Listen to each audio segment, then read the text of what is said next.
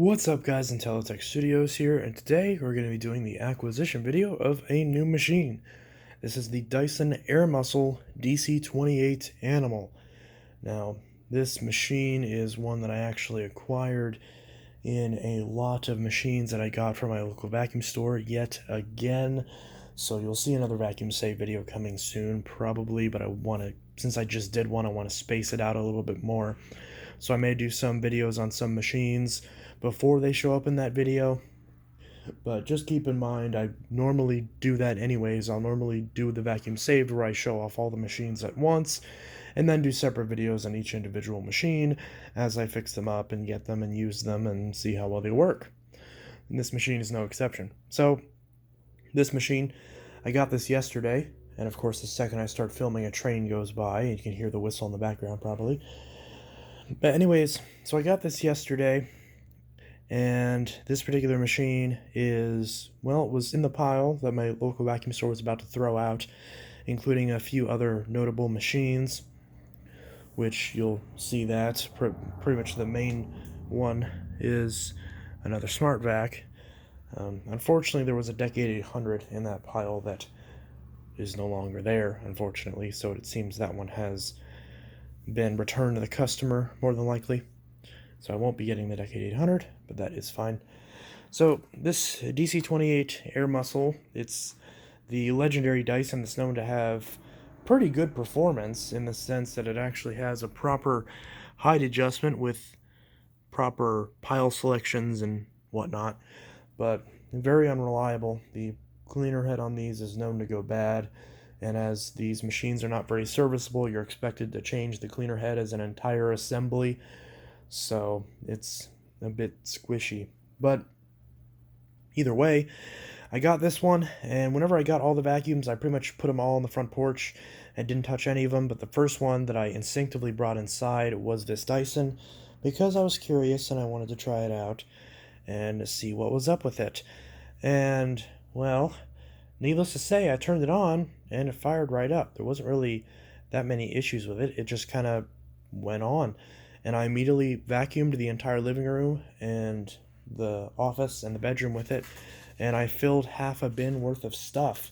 So that's pretty impressive, to say the least. I did just vacuum prior with my DC14 that has a bad clutch, admittedly, so it's got a pretty good, it had a pretty good chance to show itself compared to its older brother that is now sitting upstairs torn apart waiting for the new clutch and lower hose to arrive, but I digress. This machine does still need a good clean.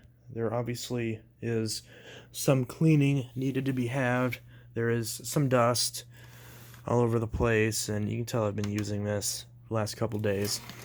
But, and of course, like every DC28, there's the springs in here that sound like they're falling apart. You can really see how bad that is. But pulling off the cyclone assembly, you can read the sticker right here.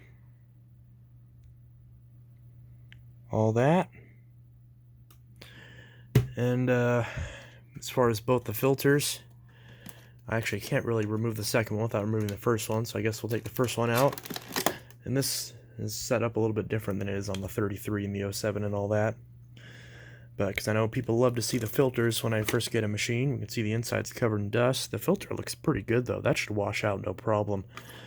I don't think I'm going to have to replace that whatsoever. That looks like it's still got plenty of life left in it, regardless of what I do with this machine, whether I sell it or keep it, which I think there's a 99.9% chance that I keep this machine. Of course, I have to slide this over to get to the HEPA filter. And honestly, that's not too bad. That's really good. It looks like these filters were almost changed at some point, because this is in really good shape. Both these filters are good. This thing does not need new filters. It does need a pretty good dusting. It's pretty clear that these people did the same thing that people always do with these Dysons. People always accuse Dysons of filtering terribly because they see all this dust, and it's you know, pardon my French, but it's complete bullshit. The only reason why these get a bunch of dust on them, and this is not me defending Dyson, this is just me acknowledging the reality of it, is that if you notice, the exhaust is right underneath where the bin is. People are emptying the bin, and a bunch of dust is getting on the outside and underside of the bin as a result of people not wiping off the bins like they're supposed to. Although most, manuals don't really tell people that to wipe the bin off after every use, although I do. And as a result, all that dust that's on the bottom of the bin flap, whenever they put the machine back on, whenever they put the cyclone back on the machine and they turn it on, this exhaust blows all that dust out the sides, which in the case of it blowing out the back of the machine just means it settles on the crack in between the back housing and the back of the bin, which explains all that dust right there. So that's why, if you want to prevent that from happening, just wipe off the seals in the outside of the bin and part of the inside of the bin once you dump it, so that way that dust isn't sitting on there waiting to be blown back into the air from the exhaust. Do that and your vacuum will still look brand new for years to come. It's pretty simple. So we can see a lot of back dusting on the side of this. As usual, people gouging this into their furniture. That'll clean up just fine in traditional Dyson fashion. That does sound pretty horrible with those springs now, doesn't it? Every single video I've seen on one of these sounds like that. Also, they put the attachments on wrong, because of course they did. And this crevice tool is pretty badly mangled. See that right there? They really were not nice to this thing. So I normally leave the brush down, but that crevice tool is so ugly. So that's supposed to go in there like that. This is on backwards. That's supposed to go in there like that. But it does have both the onboard attachments, so that's nice. Wand looks okay. Not too much to complain about there. Cord, not too bad. There was like one or two tears in the cord. You can see there's a little tear right there.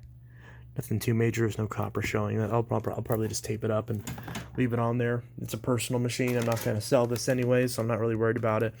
And even if I was selling this to a customer, if it's only one or two spots and they only look like that, I'll just patch it up and call it a day. It's not there's not actual copper showing. It's not a safety hazard by any stretch of the imagination. I know some people try to say that it is to get a cord out of people, but it's not. U-bend looks okay. Not much to complain about there. Looking at the underside of this thing, plop that bastard down. This thing certainly has a lot of weight to it. A lot of hair and crap in the brush roll. Brush roll spins pretty freely though. But yeah, so after I do this video, I'll clean up this brush roll, because I'd imagine that stuff could be getting stuck in this cam mechanism, and it often causes these things to jam up. You can see I don't know if you can see the springs there as well, the springs on the side. You can just kind of feel it and make sure it's in the guide properly. I don't know if there's any way to get these springs to stop squeaking. Maybe maybe some WD-40 to do the trick. I do need to clean up these wheels too. This wheel is seized. Actually, both of these wheels are seized. It's probably not very good because I did run this on my bare floor, but they are rubber coated, so they shouldn't do too much damage. But yeah. So, not great, but I mean, what do you honestly expect? It's a used vacuum that's about to be thrown out. It's honestly not in that bad a condition.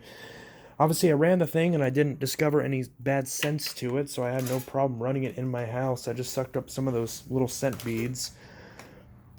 You know, this crap right here. Not actual baking soda, but just the Arm & Hammer brand of these odor blasters and whatnot. That does the trick. And I didn't have any problems with it. So yeah. So with that said, even though it is a little bit dusty, I will do a full cleanup on this at some point. But not really any use in showing that. We'll still go ahead and run it as is. The biggest thing that I'd like to know is if anyone can help me get rid of the squeaking. Because that does get pretty annoying after a while. But yeah. So there's that. We'll go ahead and give this a run.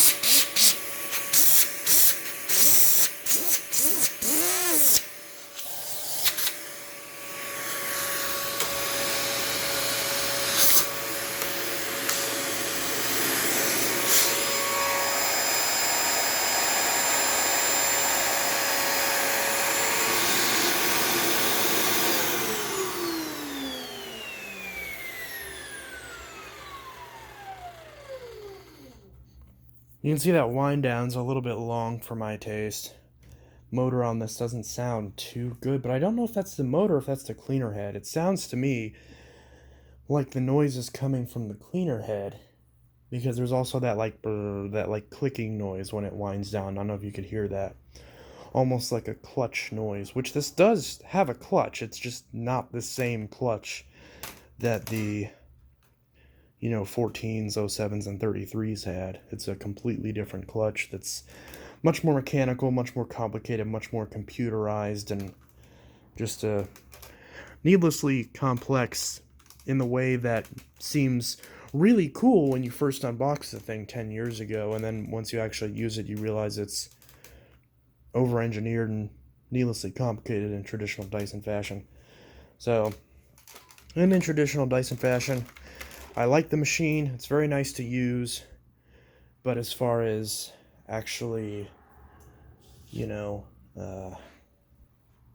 working on it, can't say that I'm all that experienced with these, since this is literally the first 28 that I've ever not only used, but even seen in person.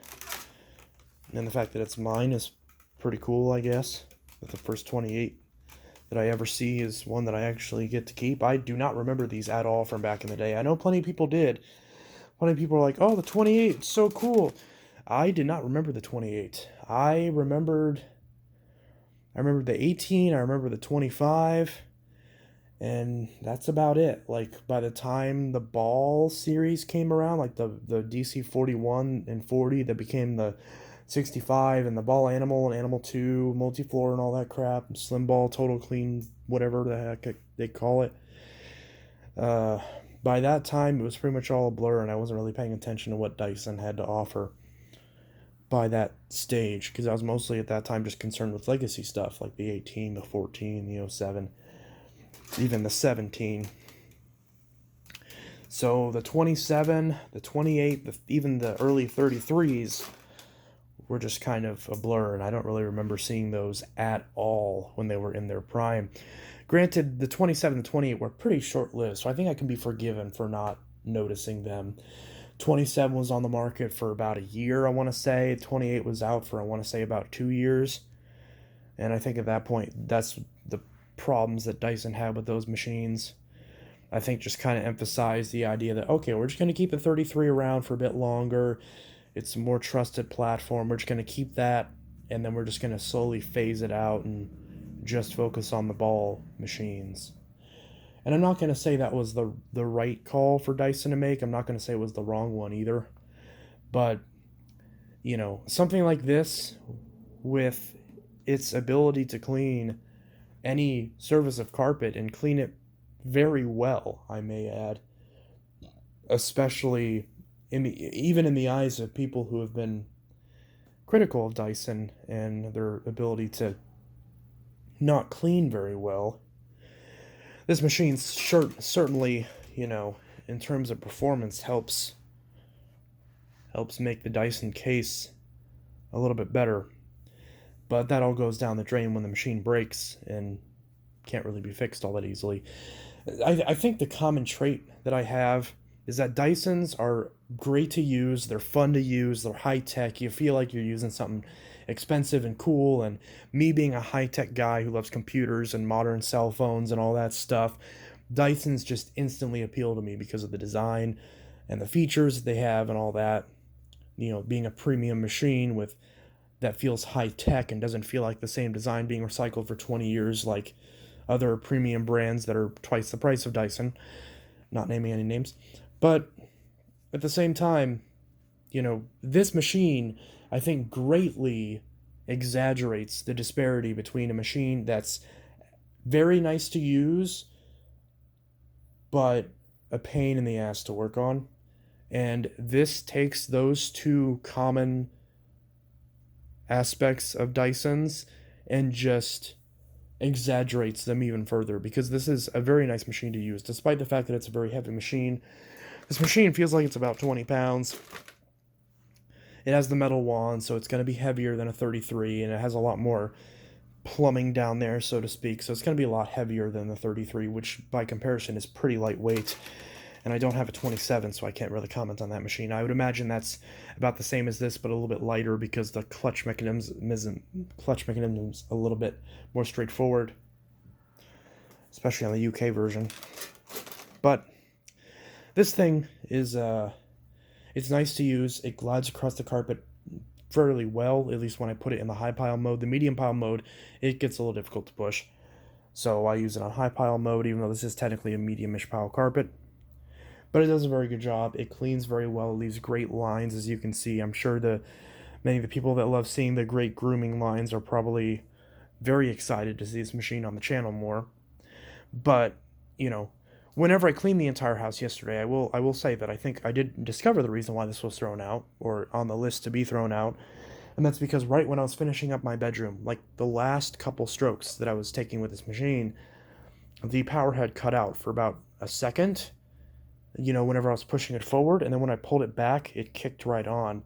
And in the process of it kicking right on, the whole machine started vibrating a little bit. It was very subtle, but it was the kind of thing where after vacuuming with the machine for about 20-30 minutes, you could feel the difference, and it certainly felt odd. Now, turning it on now and running it now through my living room, I don't feel that problem, but I think it is probably an intermittent problem that's happening with this machine, which probably points to the idea of the cleaner head going bad and soon needing to be changed, which is not great. I don't remember how much these cleaner heads are. I don't remember if you can even still find them. I would hope so.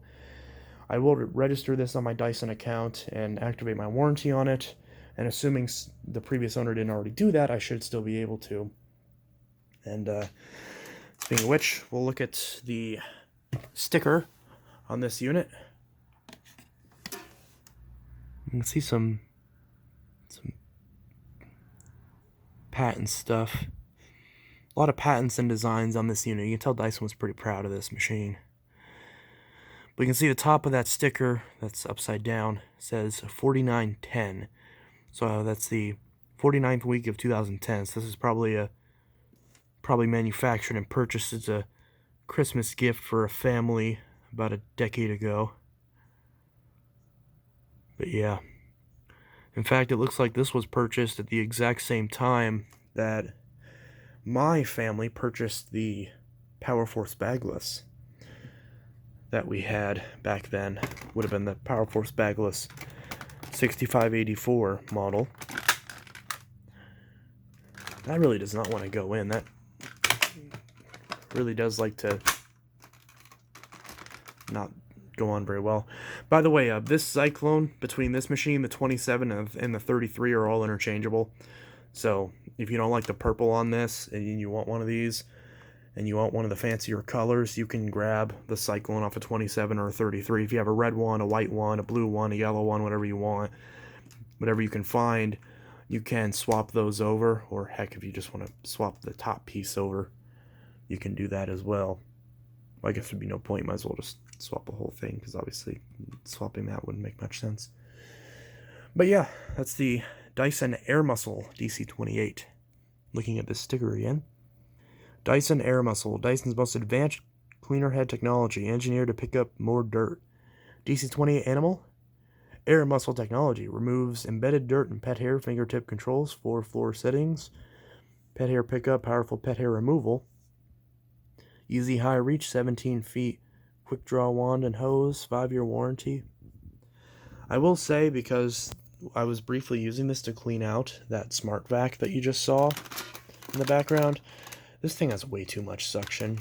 I can't imagine someone trying to use a Dyson as a bench vac. There's too much suction. There's not any form of suction relief valve. It's not even like the older Dysons where the attachments had little valves on them. They don't have that anymore. This is what you get. Also, the suction is so strong that when you try to use this brush, these bristles just get sucked into the airway, and then you can't actually use them. So it's a bit crazy there. These attachments do need replaced, though. They're pretty well worn. Actually, no, this one looks okay. Felt is still on it. Oop. Felt is still on it. There's a big scratch right there. Don't know how that happened. But this could probably wash up just fine. Actually got a lot of scratches on here. I don't know what the hell they did to this poor thing. But it ain't pretty for sure. But yeah, so that's enough rambling. you can hear how bad that is. Anyways, so that's the Dyson. Listen to all that creaky plastic. This is that Dyson Air. Oh, there's a weird smell on my fingers. Maybe I should wash this thing. Pull this thing apart and wash it. There's a really weird smell on my fingers after I touch that part. Is there some on this that I'm not seeing? Okay, no. Okay, never mind. Anyways, this is the Dyson AirMuscle DC28 Animal. At least I believe that's how you'd read it, because that's how it's written. Dyson AirMuscle DC28 Animal. So that's how I'm going to write it in the title and description. Because you call it Dyson DC28 Animal AirMuscle, but that sounds stupid. You call it Dyson Animal DC28 AirMuscle, but that also sounds weird. I don't know. I guess, you know, in lieu of the current Dyson naming scheme, you call it the Dyson Wheels AirMuscle Animal 28 or some crap like that. I don't know. Anyways, this is Inteltech Studio signing out. I think I've wasted enough of your time. And this is the acquisition of the Dyson AirMuscle DC28 Animal. I'll see you guys in the next video, and hope you all have a good one. Peace. And I'm thinking the next video will probably be either that smart vac or that Constellation, at least in terms of the acquisition videos. So I'm sure you guys want to see those as well.